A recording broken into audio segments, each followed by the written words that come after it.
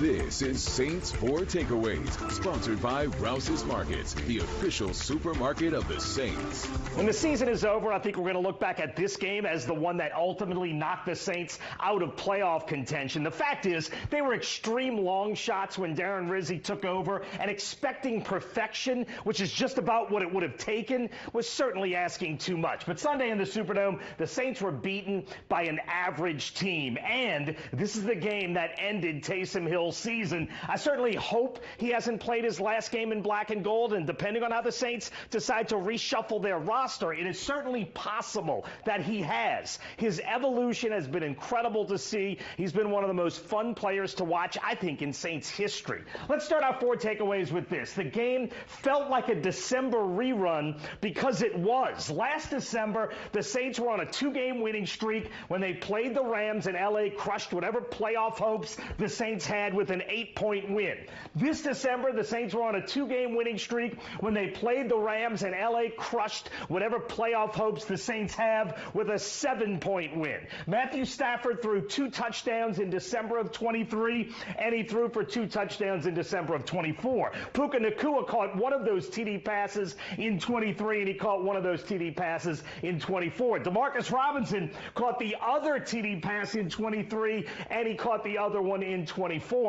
And Kyren Williams rushed for the 3rd LA touchdown in 23, and he did it again in 24. In fact, Kyren Williams had exactly 104 yards rushing in each game. Bottom line, Sean McVay had the Saints defense off balance in the exact same way in both games. At number 3, overlooked in the loss, Alvin Kamara was just brilliant again. Kamara did have a couple of drop passes, but he also had 27 touches for 119 yards. In a season in which Derek Carr has missed games, so has Chris Olave and Rashid Shaheed, Taysom Hill, Eric McCoy, and Cesar Ruiz. These are probably your 6 most valuable offensive players besides Kamara. Alvin Kamara has not only played in all 12 games, he's gotten the ball 265 times this season. That's second most in the NFL. And just a side note, the NFL has been devaluing running backs for the past few years now. Those 3 guys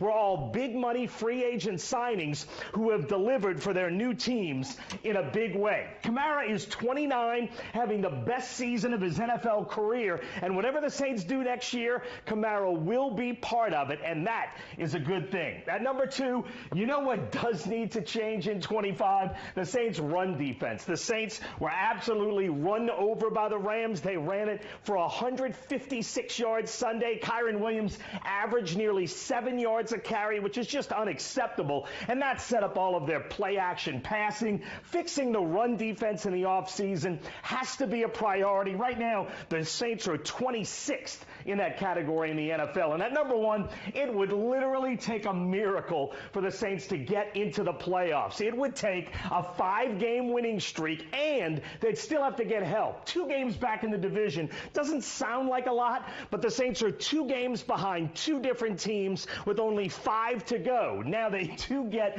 the New York Giants this weekend, who are the only team in the NFC mathematically eliminated from playoff contention. So the Saints should stay alive for another week, but barely. Right now, the New York Times has the Saints' playoff chances at less than 1%.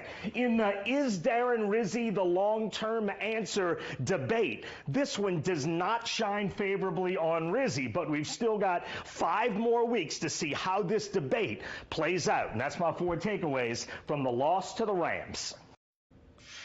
And C.J. McCollum and the Pelicans were better tonight in Atlanta, but they lost again. McCollum would get this floater. He had 29 points tonight. New Orleans led this game by 1 at halftime, but Trae Young and the Hawks would take over the game in the 3rd quarter. Atlanta beats New Orleans 124-112. The Pelicans have now lost 9 straight games. They're back home to play the Phoenix Suns Thursday night. And we're back with more in a minute.